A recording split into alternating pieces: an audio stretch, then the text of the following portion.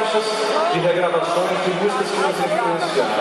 Uma foi Sexo e Manjar, tem uma outra aqui que chama assim, será que alguém vai conhecer? Fuscão Preto. Você acha que não? Aí a gente fez Fuscão Preto e mais o quê? O Doutor Empregado. Então, o clássico do trio Paradura. O clássico do trio Paradura. E aí um dia o Léo, maluco, chegou pra mim e falou: Vitor, por que você não junta o Fuscão Preto com o Doutor e a Empregada? Na verdade, a história do Doutor e a Empregada é um doutor que se apaixonou pela empregada. A empregada muito bacana. Exato. Ó. Aí a mãe do cara ficava reclamando, né? Falando: você vai se casar logo, você vai apaixonar logo pela empregada. Aí o cara foi e falou: mas quer saber? A mãe tá enchendo o saco, o cara pegou a empregada. Diga aí. Pegou a empregada e foi embora com ela.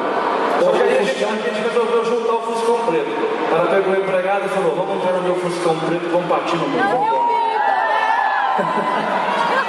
Chora sanfona.